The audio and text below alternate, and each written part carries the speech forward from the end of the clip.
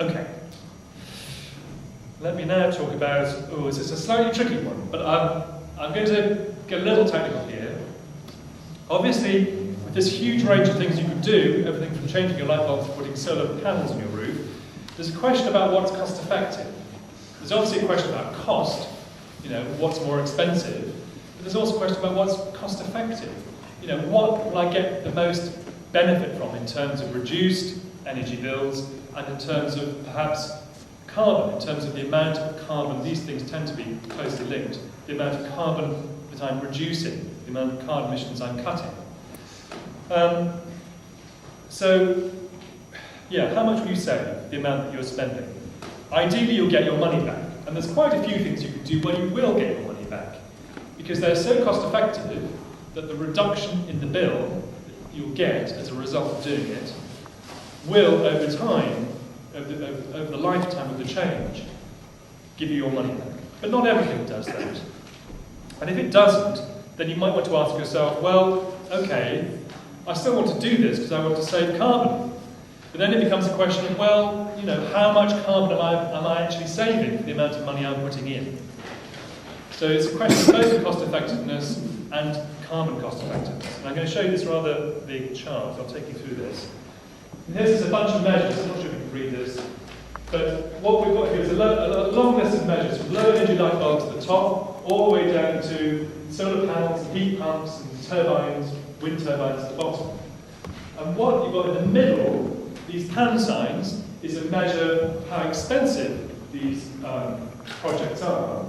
But then at the far end, all these smiley faces, that tells you about their carbon cost effectiveness, which means how effective these interventions are, given their cost, in reducing your carbon emissions. And what's interesting is, if you look at the ones at the top here, where you've got a lot of smiley faces, all these smiley faces, ones at the top, basically, these ones at the top will pay for themselves. They'll pay for themselves, and therefore all the carbon you're saving doesn't really cost you anything. So you're saving lots of carbon at no cost. But you'll see there are some things which are very cheap, like low energy light bulbs, some things which are a bit more expensive, like loft insulation and floor insulation, cavity wall insulation, and then internal wall insulation and external wall insulation. They're incredibly expensive to do. Really complex, difficult jobs, expensive to do. But nonetheless, despite that huge outlay, they will pay for themselves, because if you insulate your walls, you will radically reduce your energy bills, because so much heat is lost through the walls of traditional buildings. So you can see that it's interesting that there's a big difference there between the cost and the cost effectiveness.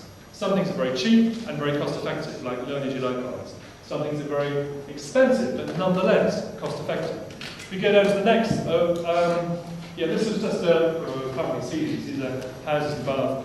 I was just going to make the point here that there's a lot of, this is really a very kind of, this is a broad brush for a kind of standard British house. In Bath, some of the houses, a lot of the traditional houses, some vary a bit, don't always come out quite like this. And in particular, draft proofing there, for example, at the top, that's put as being relatively cheap. And indeed, draft proofing can be relatively cheap. But if you live in a house, like this, with big windows, or like that, again, with lots of big windows, big old sash windows, and you need to protect those windows, then draft proofing all of those windows professionally will cost you a lot of money. It won't be cheap, and it probably won't be very carbon cost effective either. That's just a little picture of, you see that? Good. Sash window. I don't know if you can really see that. You can see the little brush on the edge of the sash window, so that when it closes against with the outer window, it seals that gap. That's quite a small thing. If you do that to all of your windows in a traditional Bath house, you also put brushes down the edges of the sash windows and on the bottom, it will make a big difference. I mean, when that brush is taken away, you've got a big gap. If you live in a house with traditional sash windows which haven't been draft-proof, you'll know that gap between the points where the two windows meet is just the wind just whips up and the cold air blows in. So doing this kind of work may not be that cheap in Bath if you've got lots and lots of old sash windows, because it needs to be done, it really needs to be done properly, it's expensive, It will be effective in improving your comfort, but the cost is much higher. Just moving on, there's this bunch of things in the middle, things like replacing your boiler, replacing your windows, low energy appliances. They're quite expensive, and they're not quite so carbon cost effective. So you won't really get your money back necessarily on that. Although if you've got a very old boiler, you will. So these are you're probably paying a bit of money for the amount of carbon you're saving for those things. But what's interesting is the ones at the bottom. These are all micro renewable energy technologies. The hot water panel, the micro wind turbine, the solar electric panel, the heat pumps. These things all cost a lot of money, but frankly, they're not very cost effective in terms of actually saving money or saving carbon. Now this doesn't take any account of any kind of grants or special subsidies for these things. This is about the overall cost. You might not be paying some of this cost. It might be the government is paying some of this cost. Particularly, for example, for the solar electric panel. The solar electric panel, if you bought it and installed it in your roof, and there was no special subsidy for it, then it's really not going to give you a great return. Certainly not in terms of carbon. But because there's a new tariff introduced by the government called feed-in tariff, the tariff has been designed to ensure that panel will pay for itself over the course of its lifetime.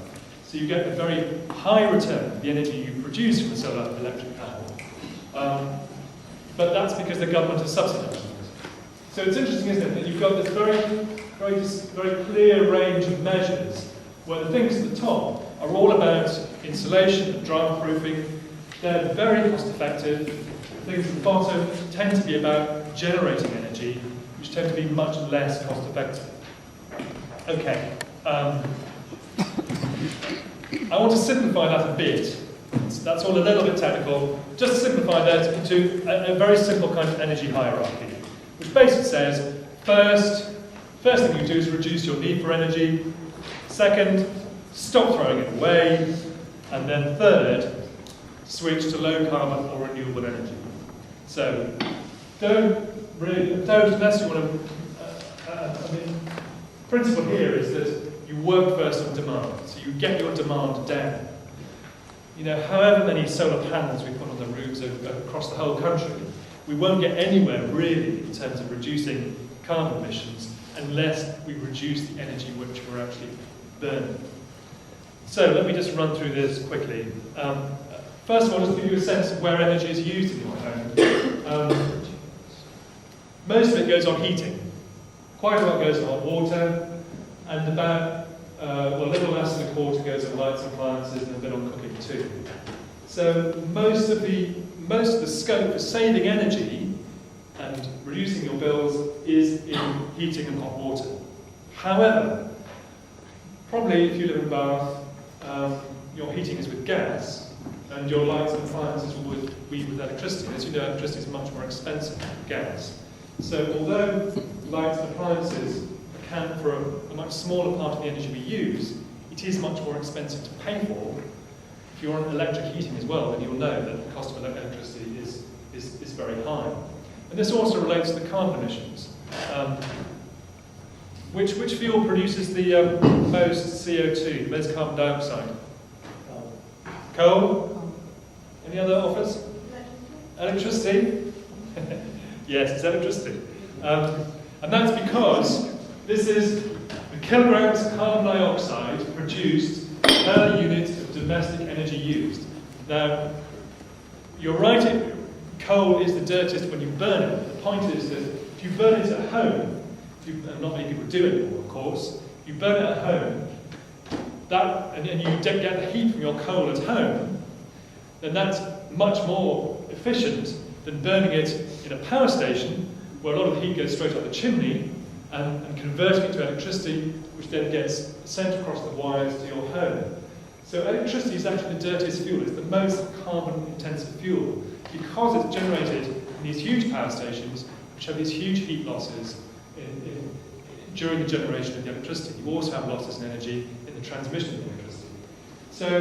So actually saving, reducing your electricity consumption actually has a much bigger effect on carbon, your carbon emissions, than reducing your gas consumption. So it's important for that reason.